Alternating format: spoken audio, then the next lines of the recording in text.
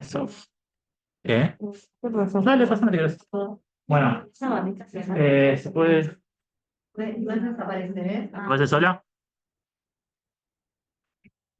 Bueno, bueno, empezamos con la clase. Con la clase del trimestre. Vamos con un caso clínico. Bueno, es un paciente de 2 meses de edad que viene derivado de Mar del Plata. El motivo de consulta al principio es ictericia, recién desde los primeros 5 días de vida. ¿Sí? ¿Cómo pensar en este paciente? ¿Qué preguntas harían? ¿Qué datos les interesa saber? Término, tienen el embarazo, pero los días del embarazo, el embarazo controlado. Ok, los datos perinatológicos son los referentes al embarazo. Ok, algo más, el paciente tiene 2 meses de vida. Proceso de peso. Progreso de peso, Neurodesarrollo. neurodesarrollo, alimentación. En algún momento. ¿Qué alimentación? Ok, perfecto. Las catarsis, fiebres, Catarsis, perfecto. ¿Sí? coloración. También esta ictericia, cómo fue progresando. Bien, si hizo la immunoterapia, no hizo. Por ahí sí, estuvo en neo, tenemos algún laboratorio neo. ¿No? Bueno, perfecto. Ahora vamos un poquito con eso. ¿Algo más? Ay, bueno. Vamos con lo perinatológico, perdón. Ahí Ahí va. Esta es tecnología. Esta. Bueno, el perinatológico, embarazo controlado, nació a término, tuvo ictericia neonatal, no requirió terminoterapia, resolvió a los 10 días la ictericia, ¿sí? Se alimenta del pecho materno, de buen progreso de fondo natural, las OEAs, el PPN normal y la estudia normal, tiene los desarrollos, todo acorde. ¿Ok? Bien, en cuanto al examen físico, es como está en buen estado general, clínicamente estable, tiene ictericia generalizada, ¿sí? Bueno, paracogneco, después tiene patomegalia y ese es hipocólito. ¿Ok? Sí. Bien.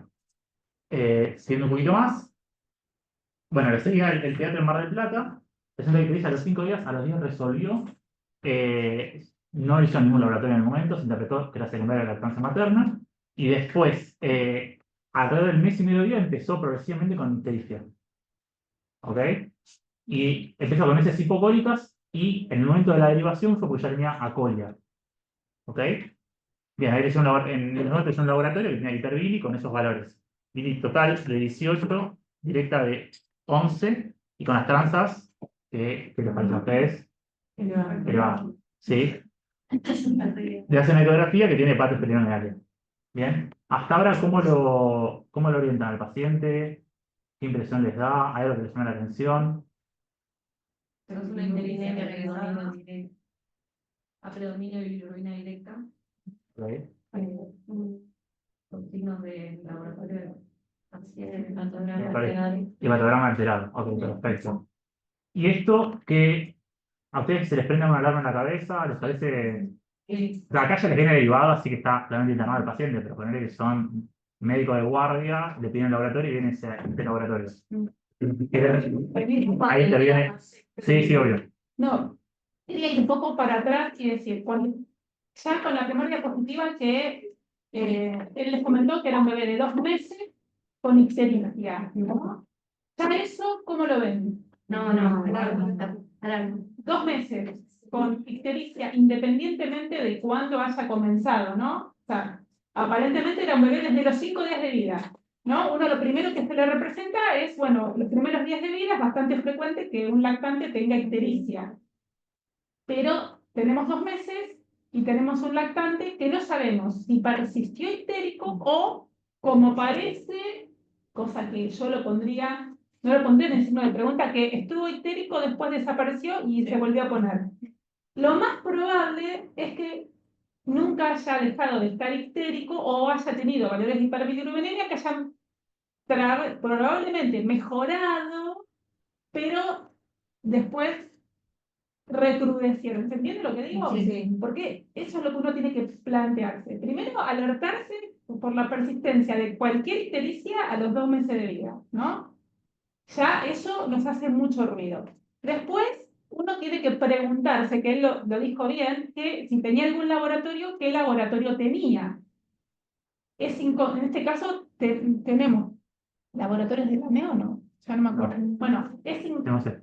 es inconcebible que un lactante que persistió histérico a lo largo de los 2 primeros meses de vida, haya tenido mejorías o no, no tenga un laboratorio, ¿sí? Porque más allá de tener un laboratorio, nosotros tenemos que saber qué tipo de bilirrubina tenía elevado el paciente, ¿sí? Porque muchas veces nos pasa que tenemos lactantes que se siguen solamente desde el nacimiento con bilirrubinas totales, no tenemos fracciones de bilirrubina y no sabemos si es una hiperbi libre o es una hiperbi conjugada. Son todos datos de las primeras etapas de este paciente que son fundamentales. Ver si el paciente tuvo una ictericia que persistió, tal vez con alguna mejoría, si fue una ictericia inicialmente con una bilirrubina libre y después cabalgó hasta que se transformó en una hiperbi con predominio conjugado, o si siempre fue una hiperbi expensas de la bilirrubina conjugada, ¿sí? ¿Se entiende lo que Sí, digo? Eso es fundamental. Moraleja, cualquier lactante que presente ictericia desde los primeros días de vida debería tener fracciones de bilirrubina, máxime si esa hiperbi persiste más allá de los 15 días de vida, ¿sí? Bueno, perfecto. Bien, entonces ahora con ¿por qué tendrían que haberse alertado quizás antes ahí en Mar del Plata? Eh, Pensando en este paciente que nos llega con esta fracción de bilirrubina, esta historia, ¿ustedes para dónde les va la cabeza? ¿Qué es lo que piensan en el paciente? ¿Cómo seguirían? La razón megal y por la folia, además que lo primero que se me viene a la cabeza era la depresión y los familiares, como para ir a descartarlo, no digo que lo sea, pero por ahí es lo más común que sea en esta edad. Así que entonces lo primero ir a buscar. Sí, yo creo que descartar también es una de Ok. Perfecto. Muy bien, un tiempo. Tiene 2 meses de vida. O sea, pensando eso, ¿alguna otra causa? ¿Algo más que te gustaría saber? Ahora que sabe el paciente, ¿algo más que les gustaría saber de...? Podemos descartar otras causas, empezando que no sea atresia, que no sé, la cirugía en el citomegalo, pueden saber como otras diagnósticos diferenciales, pero de esta forma ninguno de esos te descarta que pueda tener Ok, perfecto. Entonces la principal sospecha sería atresia y habría que cuidarlo para ese lado. A ver cómo seguimos. Pero la voy a preguntarle esto. Bueno, acá poníamos los datos de nuevo y ahí era diferenciales, decíamos, por eso, la atresia, una causa obstructiva sería de la cabeza, y después habría que ir estudiando para ver si hay otras causas hepatocelulares. Perfecto. Pero como la principal a descartar en el momento, mucho más con esta progresión a la afolia. Me falta una cosa, no sé, lo del examen, el examen físico lo dijiste. Sí. Sí. Lo del Bueno, están espacios plenos. hepatos pleno.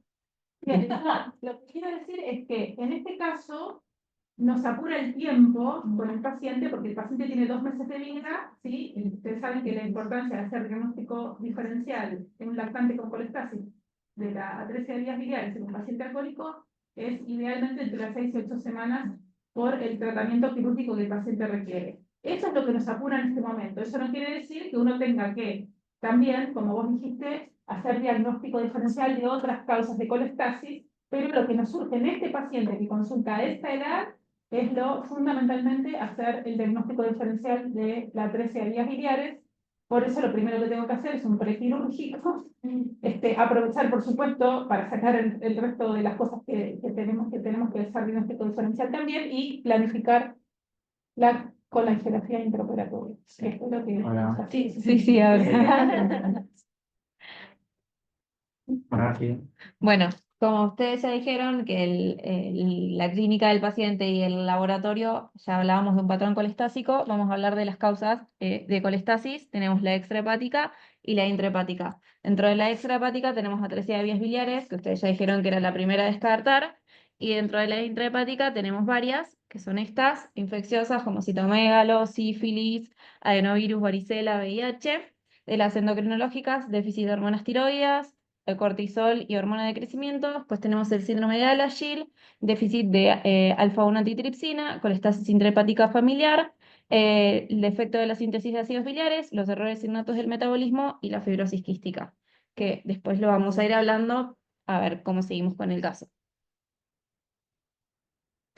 Bueno, lo primero con un paciente con el examen físico y laboratorio que tenga patrón de colestasis, como las 4 puntas, es el examen físico minucioso, la historia clínica del paciente con interrogatorio exhaustivo descartar patologías graves y orientarnos a etiología hepática, ¿no?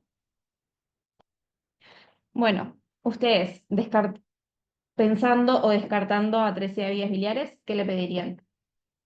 Si es que piensan que puede tener eso. Bueno, Laura. Bueno, que ya la tiene, ¿cierto? Que la tenemos. ¿Por qué, ¿por qué le pedirías una ecografía y qué esperás de la ecografía? O sea, creo que la ecografía es un poco más fácil de hacer en una primera instancia y podrías ir a buscar todo lo que es la vía biliar. Puedes ver la parte o sea, superior a la estenosis por ahí dilatada, dilatación, y también puedes ver también la parte de espasmo en plenomegalia, que son signos indirectos. Bueno, la atresia de vías biliares no dilata independientemente de la obstrucción. Se ve atrésico y a veces está tan fibrosado que ni siquiera se ve la vesícula, está como... Sí, bueno. Digamos, no lo descarto, o sea, no sirve, pero ningún dato que esté ahí como que te descarta Es importante, no digo que vos digas que se hace diagnóstico, pero lo traigo porque es muy común que a nosotros nos consulten permanentemente de neos o determinados lugares, me dicen, no tiene atresia porque tiene una ecografía normal. Error, ¿sí? Nunca con una ecografía podemos hacer diagnóstico de atresia de vías biliares.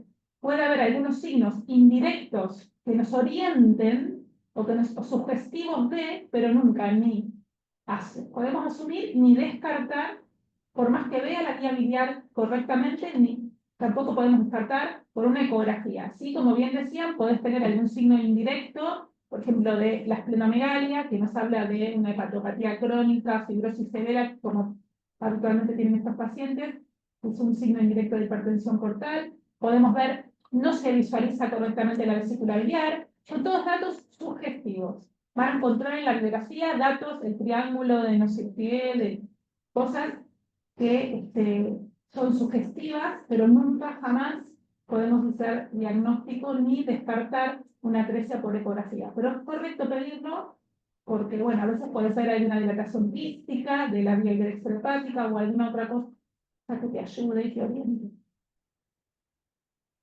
Eso. Bien. Bueno. Se le hizo un laboratorio completo con un hemograma, química, distintas serologías, para citomegalo, Epstein-Barr, hepatitis B, C, VIH, para toxo, Chagas, sífilis y la ecografía. ¿Ustedes ven algo que llama la atención de este laboratorio? La función hepática, igual se mal, digamos, está empeorada en realidad. Menos lo que tiene la visión. Pero la función hepática también tiene con independencia de la PTT, lo que está en el laboratorio que son los residuos de Bien. Sí, sí. No, es importante lo que están diciendo. ¿Es inflamatorio o no inflamatorio? No. ¿Alguien dijo? Claro. No, fíjense que el paciente persiste con bilirrubinas muy altas, ¿no? Una bilirrubina 25. Es un valor muy considerable. Sigue a expensas de la bilirrubina conjugada, por supuesto. Tiene un alguito de bilirrubina libre de 8,4. Pero fíjense, la hemoglobina es perfecta, no hay componente hemolítico ni nada que llame la atención, pero bueno. Y fíjense que llama la atención en este paciente valores de transaminasas muy altos, ¿sí? Como muy hepatíticos al paciente, ¿no? 1200 de GOT, GPT de 468. La verdad que es llamativo, y sin embargo, cuando vamos a ver las enzimas de colestasis, ¿cuáles son las enzimas de colestasis? Fosfatasa alcalina y gamma GT, tiene una gamma GT de 98, cuasi normal parece, cuasi normal. Y la fosfatasa alcalina no la veo, no importa. Pero bueno, pero sin embargo tiene una buena función de síntesis, como bien dijeron, que la valoramos con un quiz normal, porque todos saben que los factores de coagulación se sintetizan íntegramente en el hígado, entonces habla de coagulograma normal, buena función de síntesis. Y aprovecho para, ya que estamos hablando de colestasis, otra de las cosas que uno que tiene que pensar en estos pacientes es que el coagulograma puede estar alterado no solamente por una disfunción de síntesis, sino por mala absorción de vitamina K, ¿no? Que en cualquier paciente con una colestasis crónica persistente tiene altas chances de malabsorber vitaminas liposolubles porque las sales biliares son fundamentales para absorber las vitaminas liposolubles. Entonces, en este caso, tiene un QIC normal, no parece tener por lo menos no tiene una repercusión clínica la mala absorción de la vitamina K, pero corresponde a este paciente y cualquier paciente con colestasis crónica suplementar al paciente con vitamina K, que no vía oral, sino intramuscular o endovenosa, porque si la damos vía oral estamos en la misma. Pero bueno, quería aclarar eso. Sí. Bien. Bueno, esto ya lo dijimos, acá está marcado lo que tenía alterado, que bien lo dijeron ustedes. Esto, ¿no? Bueno, y acá para hablar un poquito de colestasis, que es la alteración en la formación o en el flujo normal de la bilis, tiene criterios diagnósticos, que es la ictericia, que es el valor de la bilirrubina total mayor o igual a 2 miligramos de decilitro, a expensas de la bilirrubina conjugada, o un mayor al 20% de la bilirrubina total. Hipocolia o acolia, coluria y el aumento de la gamma GT, la FAL y la 5-nucleotidasa. Y tenemos las causas de colestasis, que tenemos la obstructiva o extrahepática y la hepatocelular o intrahepática. La extrahepática es por la obstrucción al flujo biliar, que es secundaria a anomalías estructurales de la vía biliar, que puede ser tanto de la extrahepática o la intrahepática. Y la hepatocelular o intrahepática es por la alteración en la formación de la bilis por los hepatocitos.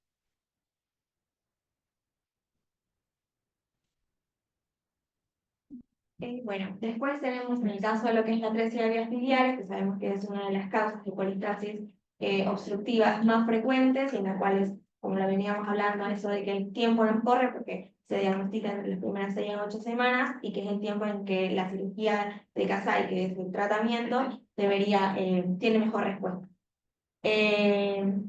Normalmente estos pacientes, siempre nos quedaba cuando estábamos en la sala esta de la duda si nacían con la atresia de vías biliares o se desarrollaban en el tiempo. La verdad es que en algunas literaturas hablan de los fenotipos de atresia de vías biliares, que pueden ser sintomáticas o no sintomáticas, pero más que todo el desarrollo es postnatal y se evidencia esto después de las 2 semanas aproximadamente. En el 90% de los casos es la decisión perinatal, esto lo aclaro, perdón, porque es importante.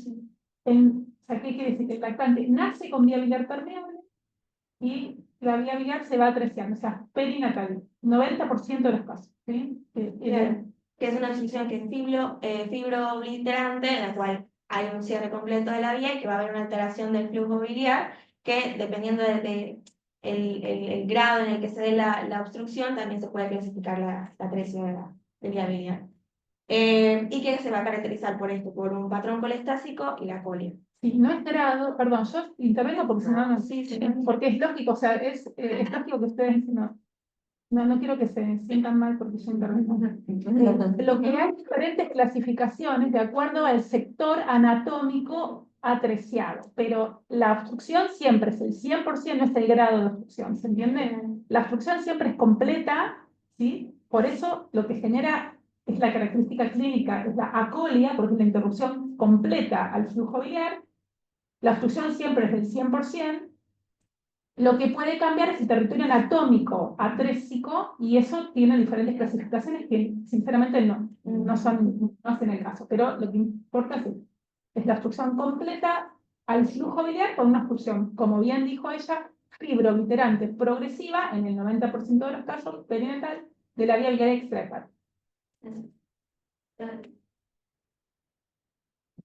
Y bueno, en cuanto al diagnóstico, más que todo es un resumen de lo que venimos viendo del paciente. Es un paciente que cursa con esta clínica de ictericia en las primeras etapas de la vida. Siempre el diagnóstico ideal es vamos a hacer un laboratorio, estudios complementarios como la ecografía, pero en realidad el gol estándar para el diagnóstico es la colangiografía intraoperatoria, y siempre se toma durante el procedimiento una biopsia hepática. Hay que aclarar que en estos casos el daño hepático que se da pues, es un daño que en la mayoría de los pacientes es irreversible, y que desafortunadamente vale mucho de la pena en el momento en que se haya el diagnóstico para lo que sería como lo que sea la progresión de la enfermedad y qué tanto va a responder a la cirugía. Y lo que quería decir a esto era, perdón, no iba a decir algo. ¿Por qué la colangiografía intraoperatoria? Porque el objetivo es establecer la permeabilidad de la vía biliar, ¿sí? Entonces se inyecta una sustancia de contraste en la vía biliar que el cirujano puede identificar. Entonces la única manera de establecer si es permeable o no es permeable si uno ve que transcurre el material de contraste y llega a la luz intestinal una vez inyectada en la vía biliar. ¿Se entiende? Porque una ecografía, una tomografía no puede, eso no es, no puedes ver la luz de la vía biliar y qué tan permeable es o no, ¿sí? Por eso es la colangiografía intraoperatoria el procedimiento de elección. Y bueno, retomando el caso clínico, en el paciente que presentaba la clínica, sobre todo las hipocólicas, que van a progresar a cólicas por el flujo biliar, que es progresivo, se decide realizar un centellograma donde no se visualiza el pasaje de la vía biliar. Sin embargo, por el gol estándar, que es la colangiografía, se evidenció que sí había pasajes de la bilis a través de la vía biliar. Lo que se dice del centellograma es que la verdad no es que tengan mucha utilidad porque puede dar falsos positivos. No, el tema es así. Nosotros, ¿por qué mandamos a ese paciente a hacer un centello con ida? Porque las deposiciones eran dudosas. Cuando vos ves un paciente con deposiciones alcohólicas, no le pedís ningún centello con ida porque sabés que no va a pasar. ¿Se entiende? Porque, ¿qué es el centello con ida? El centello con ida es un procedimiento que lo que se hace es instila un material se inyecta endovenoso un material de contraste que hace el recorrido de las sales biliares. Es ida, ácido imino diacético. Si el paciente tiene el sistema de excreción biliar, o sea, si el flujo biliar es adecuado, ¿sí? Ese material de contraste que llega al trayecto y tiene una vía biliar permeable, va a saber, independiente, está bien, si el paciente tiene un flujo biliar adecuado, va a llegar a la luz intestinal, ese contraste, va a seguir el trayecto, es el recorrido, marca de alguna manera los ácidos biliares. Si vos ves en la luz intestinal el material de contraste, hay dos lecturas, una inmediatamente después del procedimiento y otra a las 24 horas. Si no tiene pasaje inmediato, se cita el paciente 24 horas después y se ve el pasaje tardío. Y ahí tampoco tiene pasaje y quiere decir que el paciente no hay ácidos biliares en la luz intestinal. Vos no sabés si es o no una atresia, porque puede ser un paciente que tiene un proceso inflamatorio hepatocelular lo suficientemente importante como una hepatitis de múltiples etiologías que produce una inflamación a nivel del hepatocito que se altera el flujo biliar. De hecho, yo siempre cuento esta anécdota, ahora ustedes no lo ven, pero antes cuando había hepatitis A, ¿sí?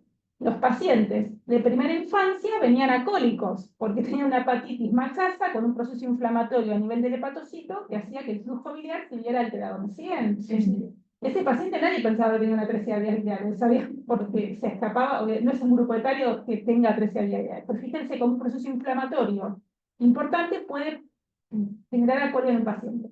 Entonces, terminado el procedimiento, si el paciente no se ve presencia de ácidos biliares marcados en la luz intestinal, se dice que el paciente no tiene pasaje, punto.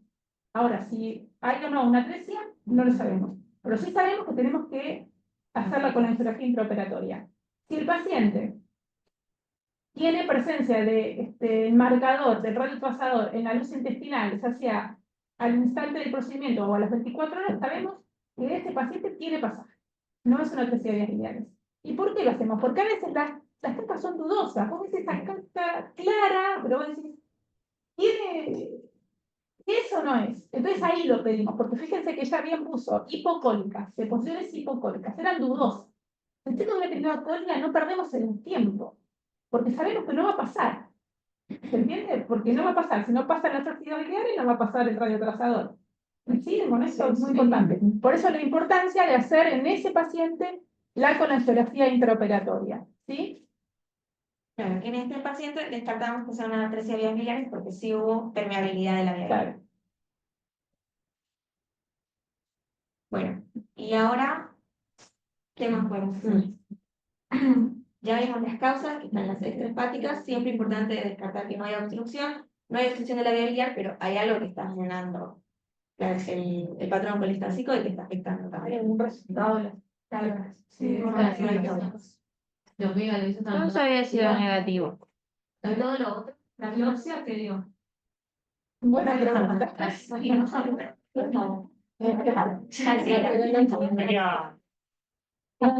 Las primeras. Claro. Pero ubicándonos en el caso de la tecnología, ¿qué es lo que están pensando? Ubíquense en qué están pensando. Se descartó lo obstructivo. ¿Qué están pensando ahora? Para. Bien. Algo Ay. las causas de patos celulares, ¿sí? Para. Sí, no. No, ahora vamos por andar la biopsia. La biopsia. La biopsia. Lo importante de la biopsia. La biopsia lo que tenía era una buena biopsia, 16 espacios porta. Una biopsia se mide en calidad con la cantidad de espacios porta. Todos se acuerdan que el espacio porta estaba constituido por una arteria, una vena y varios conductos biliares. Bueno, tenía 16 espacios porta, 10 o más espacios porta en una muestra representativa. Tenía un intenso infiltrado inflamatorio mixto, o sea, linfocitario, plasmocitario, un intenso infiltrado inflamatorio con algunos neutrófilos. Ese infiltrado inflamatorio iba más allá del espacio porta, ¿sí? O sea, especialmente estaba en el tejido conocido del espacio porta, pero irrumpía, iba más allá del espacio porta. Eso se llama hepatitis de interfase y se valora de acuerdo a la circunferencia del espacio porta. Tenía un avance del infiltrado inflamatorio que era superior al 75% del perímetro del espacio porta, era muy importante. Los conductos biliares tenían daño, pero no tenía proliferación ductal. Y tenía colestasis, o sea, bilis, ¿sí? Tanto adentro del hepatocito como en los canalículos biliares, y focos de inflamación en el caudillo también, y tenía una cosa que es importante, que tenía fibrosis. Eso habla de la agresividad, ¿no? Estamos hablando de un lactante de 2 meses, ¿no? Fibrosis que rodeaba los sinusoides, que eso siempre no es tan positivo porque altera el intercambio metabólico del hepatocito con el sinusoide. También tenía fibrosis a nivel del espacio porta y había emisión de septos fibrosos que ya iban del espacio porta al otro. O sea, teníamos una proceso inflamatorio de hepatitis con evidencia de daño de cronicidad. Parece loco hablar de cronicidad en un 2 meses, pero bueno, sí, con daño, ¿sí? Sí. Bien. Entonces, ¿qué estamos pensando? Claro.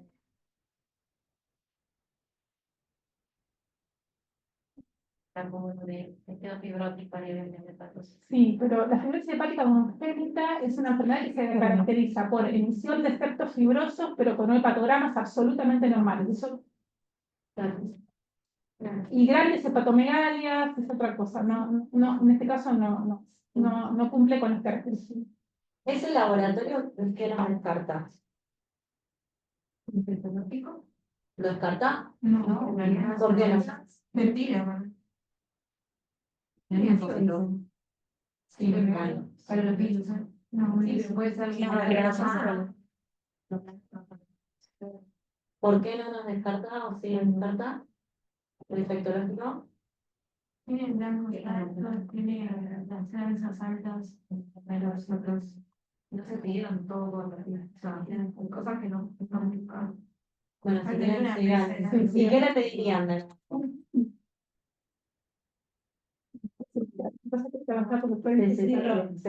Tenemos una biopsia con un proceso inflamatorio importante que tiene repercusión bioquímica.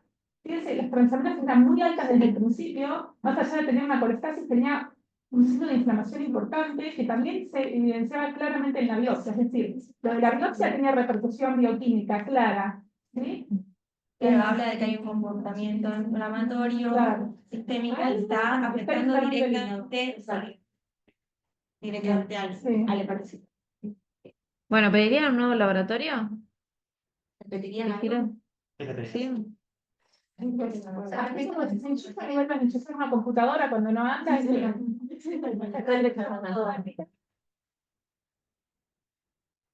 bueno, es válido el decir, no tenemos ninguna sospecha diagnóstica, repitamos todo, no sabemos qué tiene, es válido también. O sea, a veces pasa eso. A veces pasa que Nosotros, estamos muy entrados. nosotros veíamos la biopsia que tenía el paciente con el nivel de transaminasas, algo está inflamado, volvemos a pedir las causas de hepatitis. Y esto es fundamental. Cuando hablamos de hepatitis, de colestasis hepatocelular, de colestasis obstructiva, lo primero que tenemos que pensar y descartar es lo que tiene tratamiento específico, ¿sí? Entonces, por responsabilidad, y esto aplica a cualquier especialidad de la medicina, vayamos a lo que si no lo diagnostico, no lo trato, si tiene tratamiento específico y me como un problema. Entonces volvimos a repetir especialmente las que tienen tratamiento específico. Bueno, entonces ahí nos derivamos a lo que serían las otras causas que pueden estar asociadas, que es de lo que tendría que ver ya sea con el daño hepatocelular o con lo que, o con lo que altere o afecte el desarrollo intrahepático.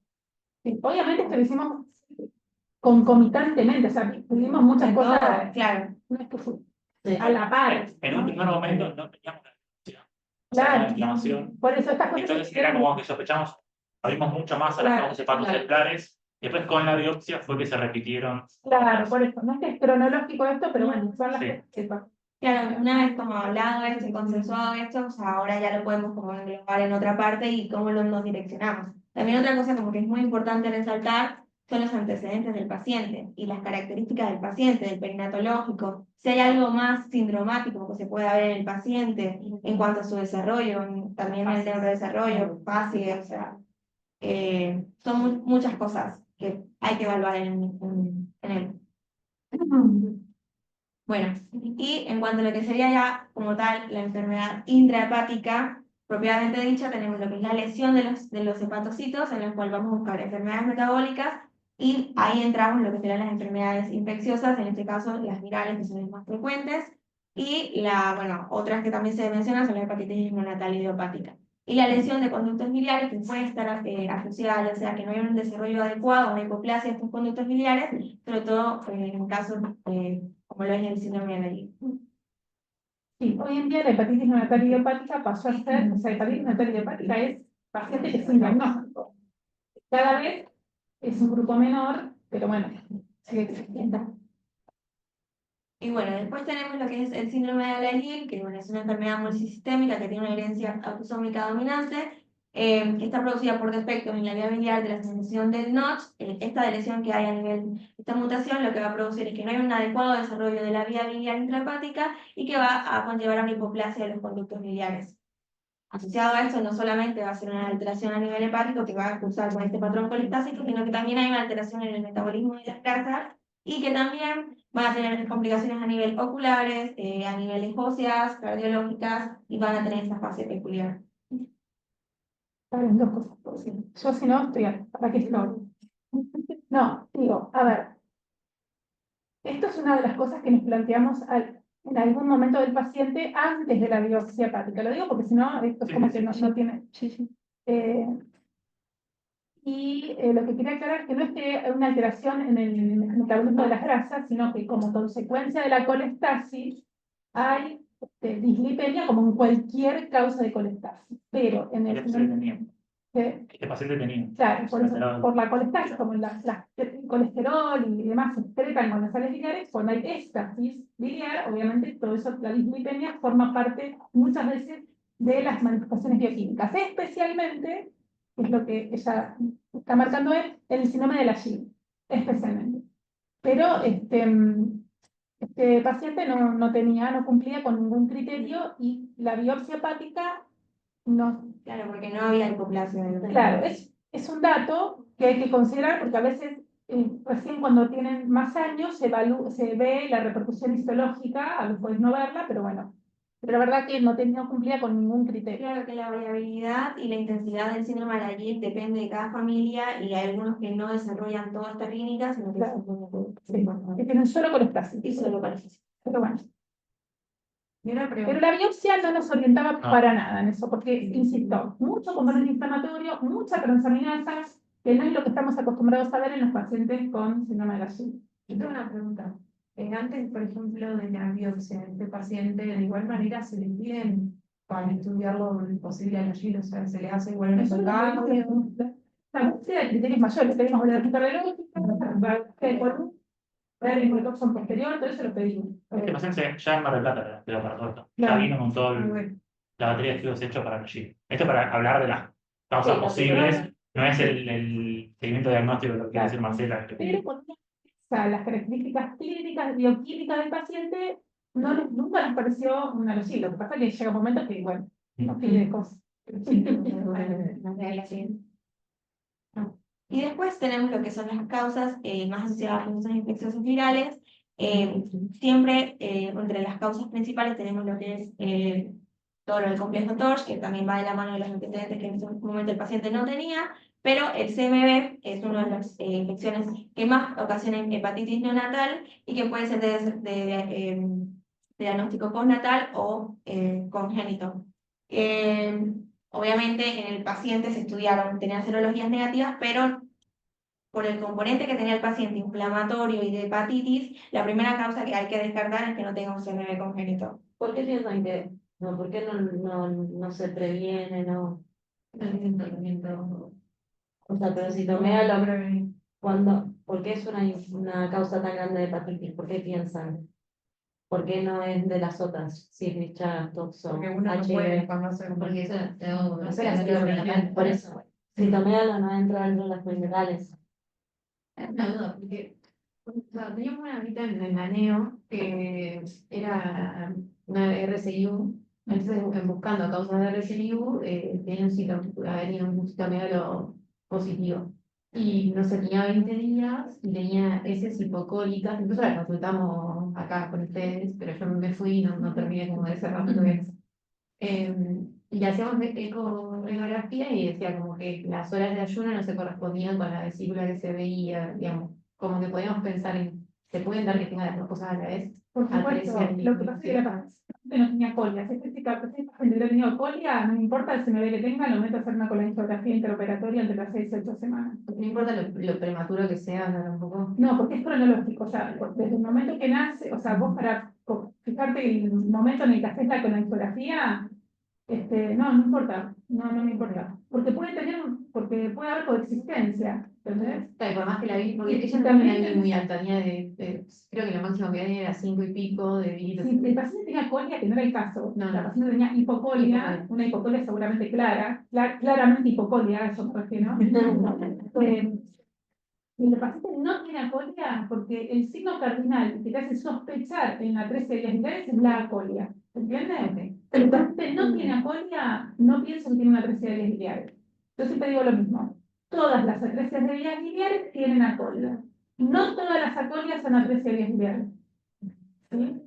Por eso, ¿cuándo pienso en atresia? Cuando un paciente tiene acolia. Entonces, ese paciente, independientemente de lo que tenga, que encuentre, estamos hablando siempre de los primeros 2 meses de la vida, por supuesto, tenemos varios pacientes con CMV, teniendo en cuenta que el CMV es la infección congénita más frecuente, vos podés tener un bebé que tenga un CMV y que ni siquiera la colestasis sea la causa del CMV. Puede ser que el chico la colestasis sea una crisis y no tenga que ver con el CMV, porque muchos CMV pasan absolutamente desapercibidos.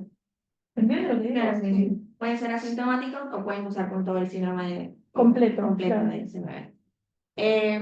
Y también resaltar que a veces no siempre las hepatitis neonatales o en el caso de la colestasis hay que también que descartar de la parte infectológica, como lo que son las infecciones severas, ITU y otras infecciones también pueden generar un patrón colestásico desde el punto de vista infectológico.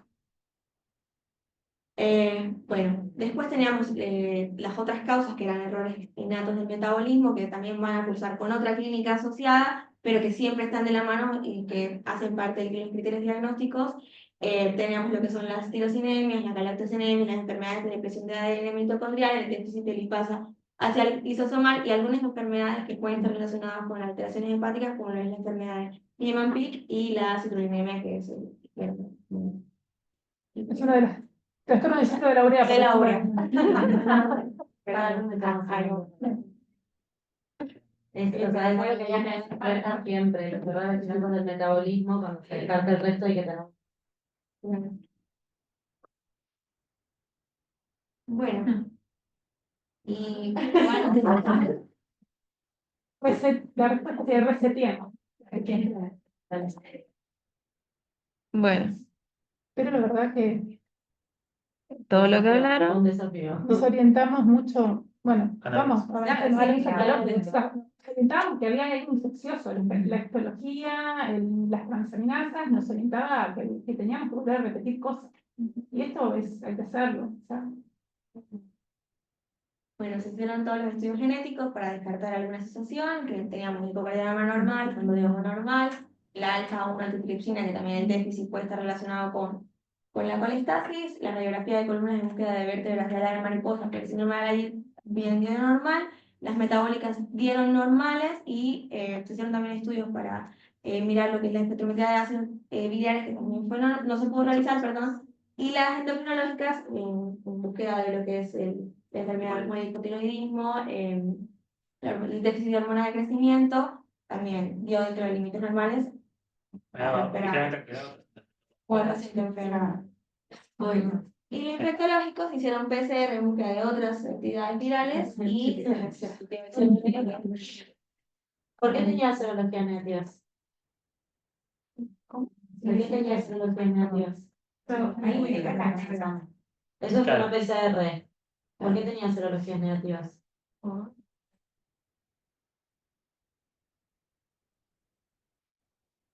Ustedes saben Yo creo que tiene muy poca sensibilidad el IgM para CMV en los neonatos. ¿Por El qué? 60%. ¿Por qué? Al por qué no. Porque no la producen todavía, tiene baja producción de anticuerpos. Y la IgG también, o sea, si propia de baja producción, o la IgG si viene positivo, ¿nos hace diagnóstico? No. No, porque puede ser materna. Inmadurez hepática. Sí. También se había hecho, o sea, siguiendo cuando empezaron la sospecha principal, vas a hacer seguimos. Una hepatitis neonatal por CMV. Acá, como ayer dijimos congénito entre signos de preguntas porque no sabemos bien. Claro, se hizo el cartón de filtro, se le hizo copias, carga, pero no se encontró. Las medidas, claro, comiste y no se van a infectar en esas cosas. Exacto, Claro. exacto. O sea, la forma de hacer diagnóstico de citomegalo congénito tiene que ser en papel de filtro. Si no, no hay forma que vos sepas si fue congénita o postnatal, digamos. Se hizo, pero no sé. ¿Por qué se pide entonces IgM? Sí, después no se repitió. No, si la, O sea, porque si es positivo, si es es positivo. la IgM se La dice IgM. positiva, Pero si es negativo, pero si la IgM se dice sensible. positiva, claro. te confirma. Pero digo, si es negativo, ¿por qué no se repite? No se hace PCR, decir. Bueno, eso se Porque si saben que se puede hacer, ¿por qué directamente no? Bueno, solo es Ahí es una cuestión Ahí se va.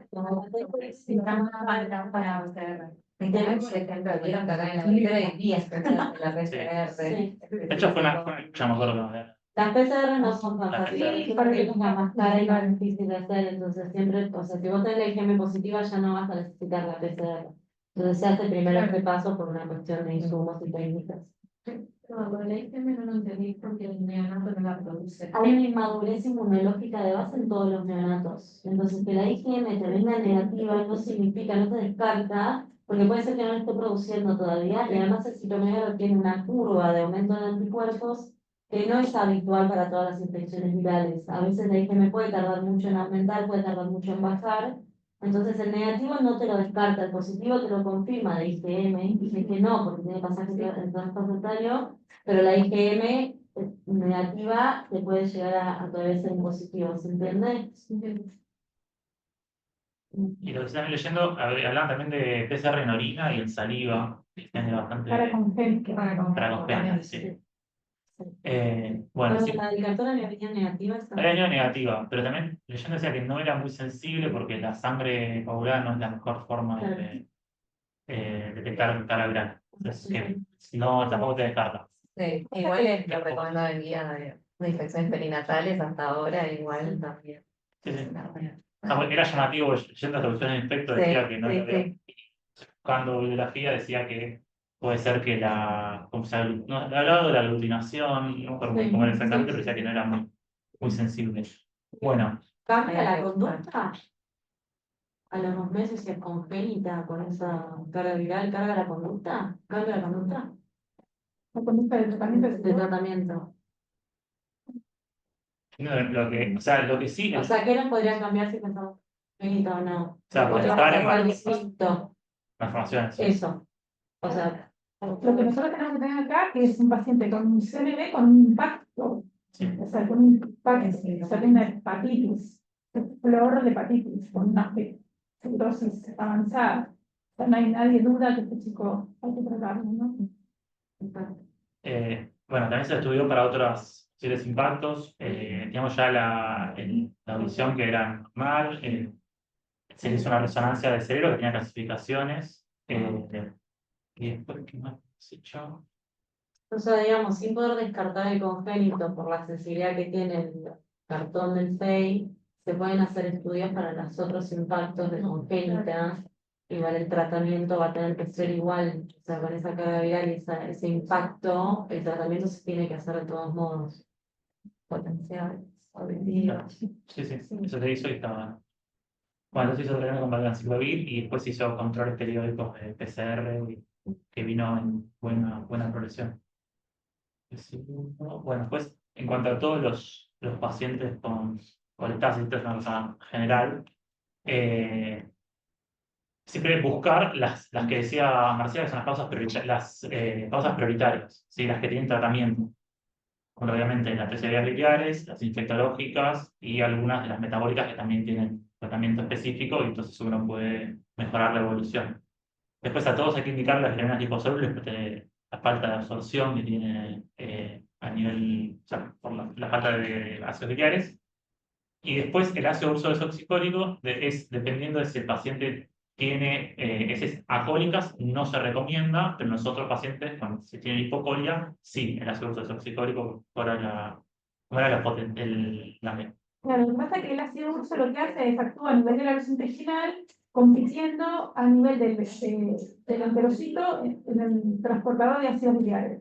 Compite con los ácidos biliares endógenos y prioriza, o sea, se transporta prioritariamente el ácido urso desoxicólico, que es un ácido biliar primario, no tóxico, hidrosoluble, no tóxico para el hepatocito. Entonces, si vos no tenés ácidos biliares que lleguen a la vía intestinal, ¿con qué vas a competir? ¿Me entiendes? Por eso los pacientes alcohólicos no se utiliza ácido urso desoxicólico. ¿Sí? La recomendación es en pacientes con algún grado de flujo biliar que llega a la vía intestinal, de hipocolia a deposiciones normales. Después sigue el nutricional con mayor aporte de calorías. Sí. Sí. Y con ácidos grasos con TCM, ¿no? Sí, Porque TCM. justamente la alteración de la absorción de Por grasa. la falta de. Y No.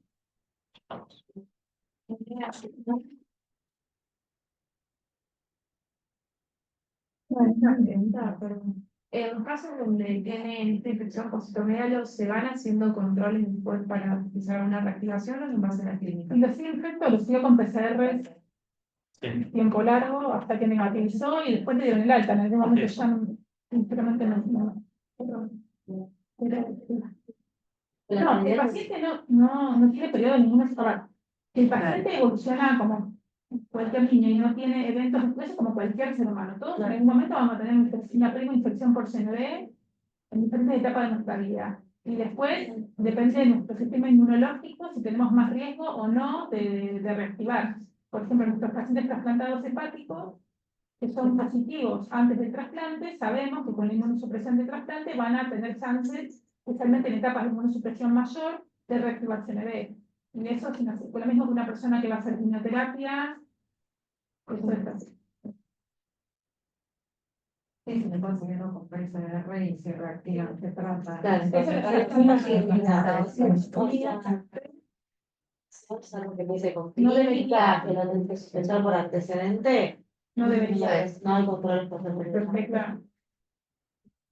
Perdón, a mí no me queda tan claro como el orden o como organizar un poco para caracterizar, o sea, paciente que viene con ictericia y con hipocolia, o cuando va más hacia atresia, pero hipocolia, ahí por ahí cuando quiero ir al diagnóstico o a los métodos, no me queda tan claro como con qué podemos ir arrancando y qué hacer en el momento y que se puede ir como rastreando, como vemos de todas las serologías y todo el tiempo. Vos No me tenés quedo que, claro vos todo el tenés un tiempo. paciente con colestasis, dentro de las cosas que tenés que ver el color de la materia fecal. Si el paciente tiene deposiciones poliuriadas o hipocólicas, seguís con toda la batería de cosas que tenés que descartar, que, como siempre, las que tienen tratamiento dentro de las virales, y no es tan algorítmico. Vos tenés un paciente adelante que está mostrando una característica clínica, un comportamiento, una historia. Vos con tu paciente vas viendo qué te marca el paciente. Ahora, si vos tenés un paciente con deposiciones alcohólicas, te tenés que parar en qué etapa cronológica de la vida de ese chico estás. Si tiene 15 días de vida, sabés que tenés tiempo de ir descartando todas las cosas que tenés que descartar, porque sabés que el paciente lo tenés que llevar a quirófano mínimo a las 6 semanas de vida, con que si persiste alcohólico, ¿se entiende lo que digo? Sí. Si persiste alcohólico, a las 6 semanas de vida ya podés hacer el diagnóstico diferencial con la colonoscopia intraoperatoria. Pero el paciente puede ser que se consulta precozmente, las primeras 2 semanas de vida, tiene colestasis y alcoholia, tenés tiempo de ir viendo qué pasa con esa materia fetal, porque a veces pasa que el paciente colorea la materia fetal. Pero eso te puedes dar el lujo de hacer eso si tenés tiempo. Y estos pacientes siempre hay que consultarlos con un hepatólogo. Colestasis diagnosticada, colestasis que hay que seguir en conjunto con un hepatólogo. Porque hay, fíjense, hay un montón de etiologías y de entidades, ustedes no tienen por qué conocerlas. Ni saber, ¿se entiende lo que digo? Entonces, sean pacientes que siempre, por eso es importante hacer fracciones de bilirrubina en los pacientes de pacientes histéricos desde el nacimiento. Está lleno de anécdotas de pacientes que se interpretaron como icterizas fisiológicas y llegamos con 3 meses de vida y resulta que tenían hipervil conjugada, que probablemente hubieran empezado con hipervil libre y después el paciente empieza a ponerse colestático y todo el mundo asume que tiene que ver con la ictericia fisiológica. No te puedo decir una cosa matemática, es el paciente, pero el antes y el después es la cola. El antes y después de la cola es el momento en el que el paciente está cola.